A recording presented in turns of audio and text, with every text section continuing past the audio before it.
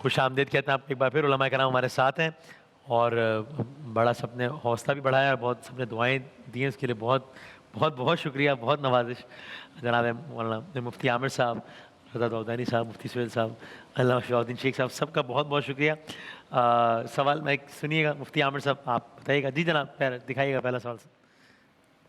السلام علیکم, وعلیکم میں السلام. فہد جمیل بات کر رہا ہوں کراچی سے. سر مجھے یہ بتا دیں کہ وہ جو انہیلر ہوتا ہے سانس میں استعمال کرتے ہیں, صحیح ہے. مجھے استھما ہو جاتا ہے, تو مجھے جو ہے وہ انہیلر ضروری یوز کرنا ہے کیونکہ میں روزے وغیرہ رکھتا ہوں, ٹھیک ہے. ٹھیک. اب یہ ہے کہ میں روزے رکھتا ہوں لیکن میں عصر کے ٹائم پہ جو ہے وہ بہت زیادہ سانس ہو رہی ہوتی ہے, تو مجھے یہ بتا دیں کہ انہیلر استعمال کرنا ہے یا نہیں. صحیح. مفتی عامر صاحب. بسم اللہ الرحمن الرحیم. وسیم بھائی, ایک تو میں عیادت کرتا ہوں آپ جزاک کے اس حوالے سے. اللہ جزاک تعالیٰ آپ کو شفا, صحت, توانائی عطا فرمائے. اللہ آمین. جزاک ماشاء اللہ آپ نے ٹرانسمیشن کو پسینہ تو دیا ہی تھا, خون بھی پلا خون بھی دیا. دے دیا ہے, خون پسینہ شامل ہو گیا. صحیح. جہاں تک بھائی کے سوال کا ہے, دیکھیں اصولی اعتبار سے انہیلر یوز کرنے سے اس میں چونکہ دوا ہوتی ہے, وہ انہیل ہوتی ہے تو روزہ ٹوٹ جاتا ہے. اچھا. روزہ ٹوٹ جاتا ہے. ہاں. لیکن جیسا کہ بعض فقہاء نے اس پہ نہ ٹوٹنے کا بھی فتویٰ دیا ہے, اچھا. اور ان کی رائے یہ ہے کہ وہ اگر استعمال کرتے ہیں ان کا روزہ ہو جاتا ہے. اس رائے کو پیش نظر رکھتے ہوئے یہ روزہ تو رکھ لیں, ٹھیک ہے. احتیاطاً قضا کریں روزے کی, احتیاطاً, تاکہ یہ روزہ قبول ہوتا ہے تو ثواب اپنی جگہ پہ وہ نفلی ہو جائے گا.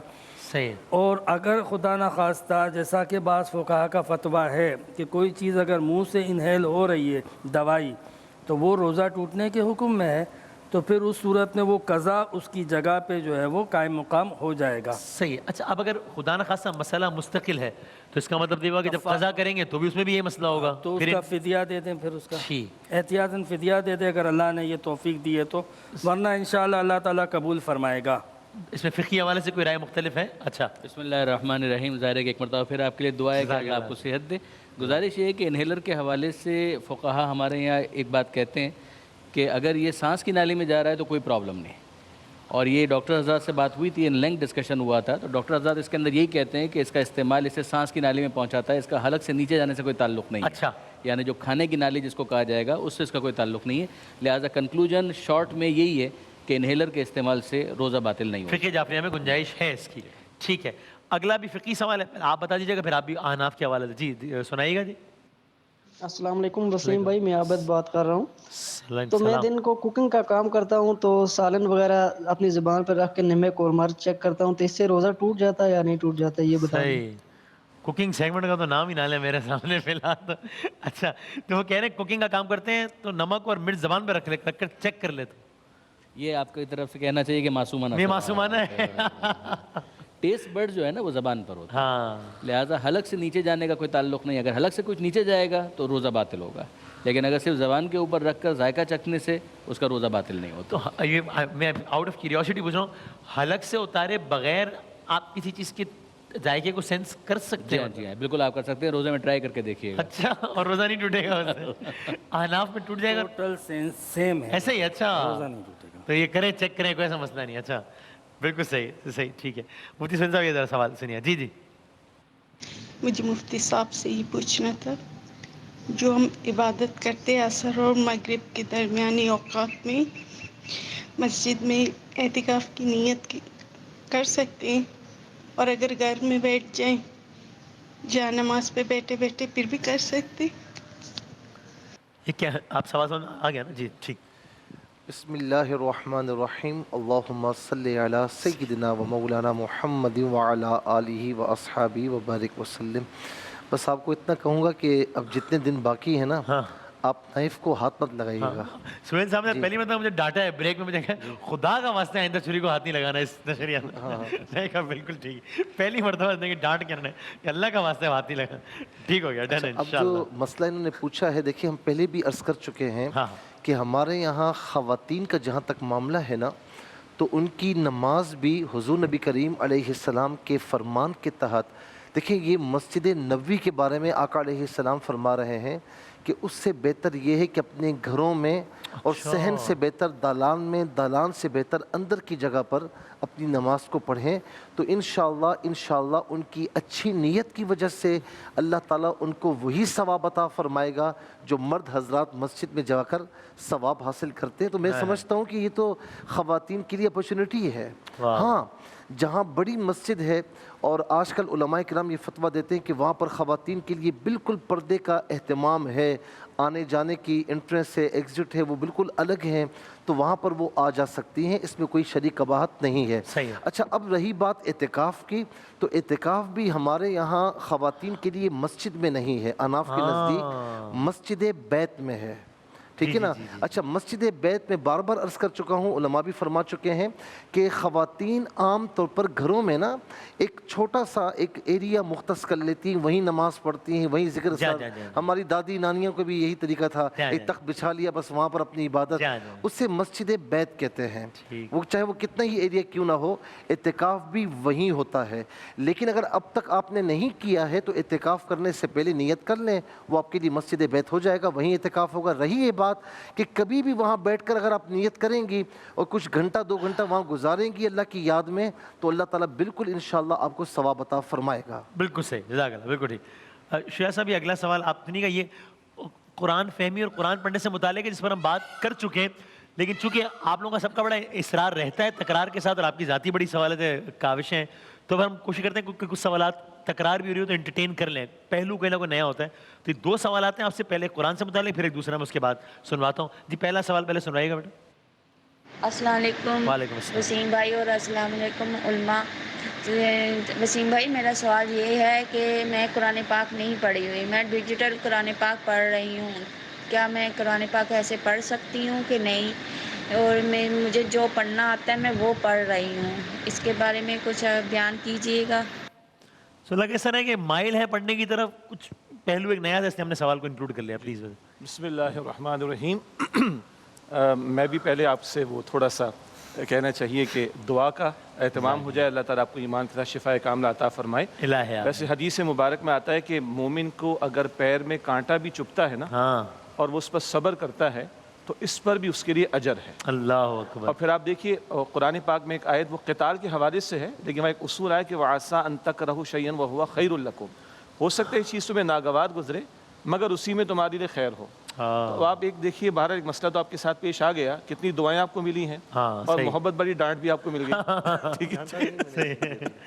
تو اللہ تعالیٰ آپ کو شفا عطا فرمائے۔ اور مومن کی زندگی کا معاملہ کیا ہے، نتھنگ ٹو لوز والی بات ہے، کانٹا بھی چبھے گا، تکلیف بھی آئے گی، پریشانی بھی آئے گی، اس کا ایمان ہے اللہ کے حکم سے۔ ہاں، ظاہر میں دیکھ لیں کہ اگر ہماری کوئی کوتاہی ہے تو اس کا ازالہ کر لیا جائے، بٹ انڈر نارمل سرکمسٹانسز معاملہ یہ ہے کہ جو کچھ وارد ہو رہا ہے وہ اللہ کے اذن سے ہو رہا ہے، اور ما اصاب من مصیبت الا باذن اللہ، کوئی مصیبت نہیں آتی مگر اللہ کے اذن سے۔ ومن یؤمن باللہ یہدی قلبہ، اور جو اللہ پر ایمان رکھتا ہے اللہ تعالیٰ اس کے دل کو اطمینان عطا فرما دیتا ہے، تو اللہ تعالیٰ آپ کے لیے آسانی فرمائے۔ جہاں تک اس بات کا تعلق جو ہماری بہن کا سوال تھا، پھر ہم اپریشیٹ کریں گے کہ قرآن کریم کی طرف توجہ ہے، قرآن کریم پڑھنا چاہتی ہیں، قرآن کریم کی طرف مائل ہونے کا معاملہ ہے۔ اچھا، وہ شاید ڈیجیٹل قرآن کا انہوں نے ذکر کیا، ہم پچھلی نشستوں میں بات ہو چکی ہے کہ قرآن حکیم کا سننا بھی عبادت، قرآن حکیم کا دیکھنا بھی عبادت، قرآن حکیم کا سینے سے لگانا بھی عبادت، قرآن حکیم کا چومنا بھی عبادت۔ اچھا، اگر ڈیجیٹل قرآن سے یہ مراد ہے کہ شاید قاری صاحب تلاوت کر رہے ہوں اور ان کی تلاوت کو یہ سنیں اور شاید یہ ریپیٹ کرنے کی کوشش کر رہی ہیں اور اس کو فالو کرنے کی کوشش کر رہی ہیں، تو یہ بھی ایک اچھی بات ہے۔ ذرا ضمناً ہٹ کر بات ہے، یہاں لوگ دنیا میں لوگوں کے گانے سن کر پتہ نہیں کتنے گانے گا جاتے ہیں، تو اچھے قراء کی تلاوت سن کر بھی اس کو اگر فالو کیا جائے تو ہماری تلاوت بہتر ہوگی انشاءاللہ۔ لیکن یہ سٹارٹ ود ہے، ہمارا مشورہ یہ ہوگا کہ ابھی تہیہ کریں، ماہ رمضان میں اور ماہ رمضان کے بعد کوشش کریں کوئی ایسی پاسبلٹی، کوئی ٹیوٹر اویلیبل ہو سکے کہ جن کے ساتھ بیٹھ کر یہ قرآن حکیم کے بنیادی قواعد کو سیکھ لیں اور اپنی تلاوت کو درست کرنے کی کوشش کریں، تو آج اس نیت پر اجر بھی مل جائے گا۔ اسٹارٹ وتھ اچھی بات ہے کہ ڈیجیٹل قرآن سے آپ نے سن لیا، اس کو فالو کر لیں، لیکن باقاعدہ کسی کے ساتھ وقت لگا کر سیکھنا، اتنا سیکھنا کہ قرآن حکیم کی اتنی درست تلاوت ہم کر سکیں کہ کم سے کم حرام غلطیاں نہ ہوں، اتنا علم ہونا فرض کے درجے میں ہے۔ صحیح ہے، تو اس کی کوشش کرنا ہم پر بہرحال لازم ہے۔ بالکل ٹھیک ہے۔ ایک اور سوال یہ سنیے گا، یہ فیملی رائٹ سے متعلق بظاہر لگ رہا ہے، سنائیے گا جی۔ میرا نام محمد ارشد ہے، میں ملتان سے بات کر رہا ہوں۔ میرا سوال علماء کرام سے یہ ہے کہ اس گھر کے لیے کیا حکم ہے جس کا شوہر سارا دن مزدوری کر کر کے شام کو تھکا ہارا ہوا گھر آئے اور اس کی بیوی اس کا پاؤں اور سر نہ دبائے، اور اس کا بیٹا بچپن سے لے کر 25 سال تک باپ سے کلام نہ کرے، بات کرنا گوارا نہ کرے، بیٹیاں وہ ہوں کہ باپ کو کبھی بخار آ جائے یا کوئی دکھ تکلیف ہو جائے وہ اس کی تیمانداری نہ کریں، ان کے لیے کیا حکم ہے؟ ٹھیک جی، یعنی بیوی اور اولاد دونوں کے بارے میں ان کا ہاں، یعنی اب یہ غالباً ہو سکتا ہے پرسنل یا کسی بھی حوالے سے پوچھیں کہ اگر بیگم یہ کر رہی ہیں اور بیٹے بات نہیں کرتے، بچیاں جواب نہیں دیتی. جی، بسم اللہ الرحمن الرحیم. اللہ تعالیٰ ان بھائی کے لیے بھی اور ہم سب کے گھرانوں کے لیے عافیت کا، آسانی کا، سکون کا معاملہ عطا فرمائے، برکتوں کا معاملہ عطا فرمائے. بہرحال اس طرح کے معاملات میں دونوں طرف کی بات کو دیکھنے کی ضرورت ہے. یہ بات ٹھیک ہے، اگر خدا نہ خواستہ 25 برس ہو گئے اور اولاد کا یہ رویہ ہے تو اس بات کو دیکھ لینے کی ضرورت ہے کہ کہیں ہم سے اولاد کی تربیت میں کمی کا معاملہ تو نہیں رہ گیا. اس بات کو بھی دیکھ لینے کی ضرورت ہے. اسی طریقے پر اگر دن بھر تھکاوٹ کے بعد بندہ گھر پہنچتا ہے تو نو ڈاؤٹ کہ ایک بندہ چاہتا ہے کہ اس کو سکون میسر آئے، آرام میسر آئے. اگر بالفرض محال وہ میسر نہیں آ رہا تو پھر یہ دیکھنے کی ضرورت ہے کہ کہیں کچھ اور معاملات کے اندر ہم سے کوتاہی کا معاملہ تو نہیں ہو رہا. ہاں، بیوی کو یہ ضرور بتایا جائے گا کہ ایک بیوی کی جنت کو اس کے شوہر کے ساتھ جوڑ دیا گیا، اور حدیث میں ذکر آیا کہ جس بیوی سے اس کا شوہر راضی ہو اللہ تعالیٰ اس کو اختیار دے گا کہ جنت کے جس دروازے سے چاہے داخل ہو جائے. تو بیوی کی جنت کو شوہر سے جوڑا گیا. اولاد کے بارے میں بتا دیا گیا کہ اللہ کی رضا والد کی رضا میں ہے اور اللہ کی ناراضگی والد کی ناراضگی میں ہے. اولاد کو یہ بھی بتا دیا کہ تمہارے ماں باپ تمہاری جنت بھی اور تمہاری جہنم بھی ہیں. یہ ان کی اہلیہ کے لیے بھی بات ہو جائے گی، ان کی اولاد کے لیے بھی. اور مرد کو بھی کہا گیا ہے وَعَاشِرُهُنَّ بِالْمَعْرُوفِ سورہ نساء میں کہ اپنی بیویوں کے ساتھ بھلا سلوک کرو، ان کو معاف کرنے کا معاملہ، درگزر کرنے کا معاملہ. مرد کو اللہ نے بڑا بنایا تو بڑے پن کا ثبوت پیش کرنا، اس کی توجہ بھی مرد کو دلائی جائے گی. تو بہرحال میں سمجھتا ہوں کہ تالی دونوں ہاتھ سے بچتی ہے. اگر کوتاہی بالفرض محال ان کی اہلیہ کی ہے تو ان کو بھی توجہ کرنی چاہیے کہ ان کی جنت وہ ضائع نہ کر دیں. اولاد کی اگر کوتاہی ہے تو اولاد کو بھی توجہ کرنی چاہیے کہ وہ کہیں اپنی جنت کو ضائع نہ کر دے. اور بالفرض محال ان کے کسی طرز عمل میں کمی تھی یا کمی ہے اور خدا نہ خواستہ کہیں زیادتی کا معاملہ، حق تلفی کا معاملہ، اولاد کی تربیت نہ کرنے کا معاملہ، اس کا ازالہ انہیں کرنا چاہیے. اور آخری بات کیا ہے، اللہ تعالیٰ کے سامنے رونا چاہیے. دلوں کے اختیارات اللہ تعالیٰ کے پاس ہے، اللہ کی 2 انگلیوں کے درمیان ہے. اللہ تعالیٰ جس طرف چاہے گا پھیر دے گا. تو واعظ بھی ہوگا، نصیحت بھی کی جائے گی اور اللہ سے دعا کا اہتمام بھی کیا جائے گا. اور آخری بات یہ ہے کہ اللہ تعالیٰ معاف کرنے کو پسند فرماتا ہے. دینے والا ہاتھ لینے والے ہاتھ سے بہتر ہوتا ہے. ایکسپیکٹیشن کی بجائے ڈیلیورنس کی طرف زیادہ، ڈیلیوری کی طرف زیادہ توجہ ہو تو جو کمی کوتاہی رہ جائے گی اللہ وہاں پر عطا فرمائے. جزاک اللہ، جزاک اللہ. کیا کہنا جناب کوئکلی میں ایک سوال ایک اور کر. یہ ویسے داؤدانی صاحب بتائے گا کہ نماز کے دوران جب قنوت ہوتا ہے تو اس میں کیا انسان تاکہ مزید دل سے بات کر سکے کیا مقامی زبان میں دعا مانگ سکتا ہے یا پھر وہ نماز کو ختم کر دے گا، باطل کر دے گا نماز؟ یا فقہ اعتبار سے فقہ جعفری میں اس کی گنجائش موجود ہے. اچھا، کہ انسان اگر قنوت میں اگر اپنی زبان میں بھی دعا مانگنا چاہے تو مانگ سکتا ہے. سورہ فاتحہ کا ترجمہ پڑھے گا وہ نہیں چلے گا، صحیح ہے. دوسرے سورہ کا ترجمہ پڑھے گا وہ نہیں چلے گا. ذکر رکوع عربی میں ہی ہوگا، ذکر سجود عربی میں ہی ہوگا، تحیات یا تشہد جو ہمارے یہاں کہلاتا ہے وہ بھی عربی میں ہی ہوگا، سلام بھی عربی، سب عربی میں ہوگا. لیکن یہ کہ بہرحال دعا کی حد تک خاص طور پہ قنوت کے اندر اس بات کی گنجائش ہے کہ وہ اپنا درد دل پروردگار عالم کی بارگاہ میں اپنی زبان میں، چاہے اردو ہو، عربی ہو، فارسی ہو، گجراتی ہو، انگریزی ہو، پنجابی ہو، کر سکتا ہے. اچھا، بالکل ٹھیک. مفتی عامر صاحب اگر اس پہ کوئی اختلاف ہو تو بتا دیجیے گا. اور دوسرا یہ کہ یہ ہم عام طور پہ جب کمفرٹیبل نہیں ہو رہے تو مکھی یا مچھر وغیرہ جب مار دیتے ہیں تو یہ اس میں کوئی قباحت کراہیت ہے شرعی طور پہ؟ ہاں، اگر کمفرٹیبل نہیں ہوتے ہیں تو ہم اسپرے بھی کرتے ہیں کیونکہ وہ بہت زیادہ تنگ کرتی ہیں تو اس میں کوئی شرعی قباحت نہیں ہے. صحیح ہے. اور جو پہلا مسئلہ تھا اس میں ہمارے یہاں پہ تھوڑا اختلاف ہے. ٹھیک ہے. وہ یہ ہے کہ بعض فقہا کا یہی اجتہاد ہے کہ اپنی مادری زبان میں پڑھ سکتے ہیں، بلکہ فقہ شافعی اور مالکی میں بھی ہے، لیکن حنفی میں اس کی پرمیشن نہیں ہے. اچھا. امام اعظم ابو حنیفہ کا پہلا فتویٰ یہی تھا، بعد میں انہوں نے دوسرا فتویٰ دیا. اچھا. اور پھر اس کو یعنی ان کا طبعی رجحان وہی تھا. صحیح ہے. لیکن بہرحال انہوں نے پھر نماز میں کوئی بھی غیر قرآن کے الفاظ کو یا حدیث کے الفاظ کو استعمال کرنے کی اجازت نہیں تھی. نہیں، ٹھیک ہے. آخری مفتی صاحب بتا دیجیے گا، یہ سوال بھی آیا ہے، چلیں اچھا ہے مجھے بھی ذرا ہو جائے گا کہ وہ کہتے ہیں نظر ضرور اتارنا، تو نظر اتارنے کا کیا بہترین طریقہ کیا ہے؟ پہلے تو یہ ہو کہ نظر ہے، صحیح ہے، ورنہ تو ہر کوئی کہتا ہے مجھ پر نظر ہے، یہ کیسے پتہ چلتا ہے؟ کوئی دیکھے نہ دیکھے وہ دیکھے گا۔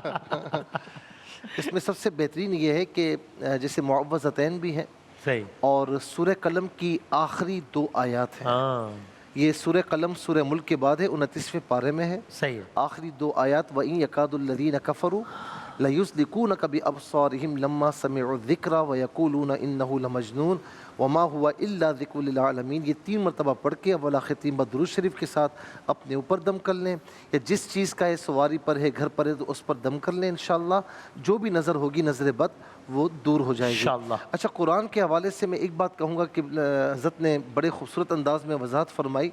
دیکھیں، سیکھنے کی کوشش کرتے رہیں، وہ نہ چھوڑیں، صحیح، لیکن آپ جو سیکھنے کی کوشش کر رہے ہیں کر رہی ہیں، یہ رائے گاہ نہیں جائے گا۔